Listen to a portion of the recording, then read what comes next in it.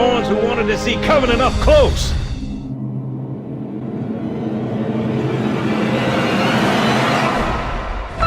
This is gonna be your lucky day.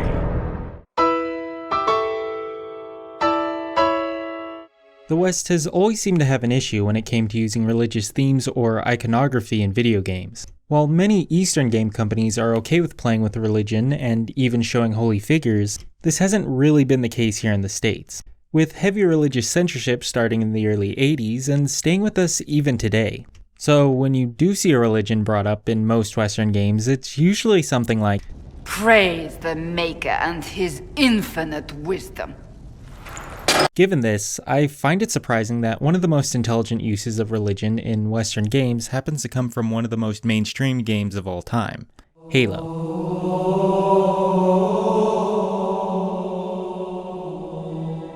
Even with Bungie's amazing work in writing the Marathon series previously, it's still surprising how well Halo's writing stands up, since Halo was the game that popularized the dude bro culture that would later dominate video games for years to come.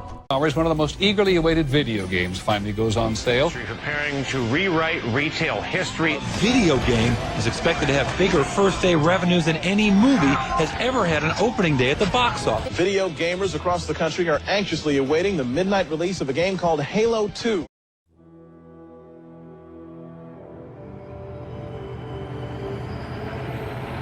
Bungie has done quite a bit to set Halo apart from a lot of generic sci-fi of its time. While it may not be surprising that a game called Halo would have religious themes in it, it's how it uses them that set the series apart from most other Western shooters. Sure, we could go into the surface level stuff like religious chanting in the music and the two enemy factions being called the Covenant and the Flood, both clear references to the Old Testament, but I believe Halo actually goes deeper than that in ways I feel a lot of people may not have noticed. There are things about Halo even the hierarchs do not understand. The core themes of the Halo trilogy and Bungie's lore surrounding it, while not always cohesive, is centered around the three Abrahamic religions and deals with questions such as the price of faith. To explain further, while it may not seem obvious at first, the elites were based, at least partially, on Muslim fanaticism, likely as a response to the increase of awareness and concern of Islamic extremism seen in the West during the early 2000s. It might sound at first that I'm just reaching, but there are quite a few hints and even confirmations of this that you can see in the series. From the Covenant Holy War being a reference to the Crusades, to elite armor and weapons being similar to actual historical Middle Eastern counterparts. Though the most obvious piece of evidence to this connection is that the Arbiter's original title was going to be Dervish, the name in Islam given to a person who had chosen material poverty. The term Dervish was a very fitting name for the Arbiter, as it describes his turn from a well-renowned ship commander to a man who had to give it all away, shamed, and later crucified. Even the Arbiter's armor was shown in-game to be less advanced compared to that of the average elites. But take heed, your armor system is not as new as ours. Your camouflage will not last forever. The title of Dervish was later changed to the Arbiter after concerns by the marketing department that the name would pose the game as having an American versus Muslim message, which is honestly a valid way of thinking considering how heavily the UNSC Marines are based off of American troops. But it's not just the American military the UNSC in Halo is based on. In order to fit the Holy War theme the games are going for, the human side in Halo takes heavily from Western religion, ranging from Christianity to Nordic. The most widely known part of this is Master Chief, aka John 117, being a literal reference to Jesus, but there are other things like weapons having Nordic runes referencing Norse mythology. As the plot of the games unfold, the Arbiter and Master Chief, a character given Jesus-like attributes, stop the false prophets, defeat the Flood, a self-described representation of sin, stop the apocalypse from happening, and just as expected, Master Chief sacrifices himself in the end to save humanity. Wake me when you need me.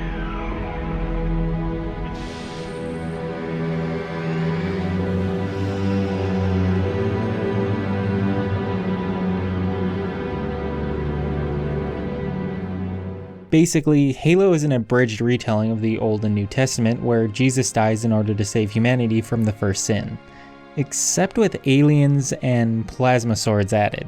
But despite what a high school literary class may lead you to believe, symbolism and allusions don't make a story good, at least not by themselves. People tend to enjoy the story of the first 3 Halo games because of how it uses these themes to add depth to the game's story, rather than just being pretentious metaphors like we've seen in multiple Hollywood movies. The strength of Halo's story comes from things like the Arbiter's character arc.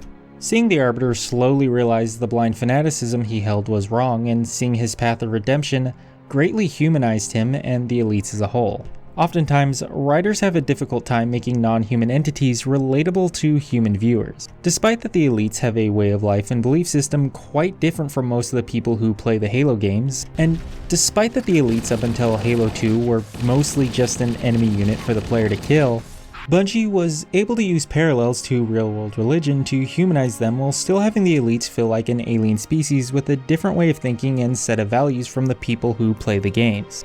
You can then contrast the Arbiter's honorable journey with those of the Prophets, seeing themselves be so convinced that they are the gods chosen that they are willing to exterminate any race that pokes holes into that belief. Halo used its religious themes as a way to set it apart and explore topics rarely done well or even at all in the video game medium. It's honestly quite amazing to me that such an insanely popular video game was able to tell a story mentioning subjects as controversial as the Crusades, religious fanaticism, and comparing an alien race to a real-world religion, and most amazingly of all, do it well without causing much backlash. Sadly, when 343 took the reign from Bungie and developed Halo 4, they dropped most of the religious references from the game. The elites were changed to be based off of the Japanese, and 4's music was composed by a different composer than the first 3 games, meaning that we no longer had tracks that sounded like a guitar remix of Church Choir.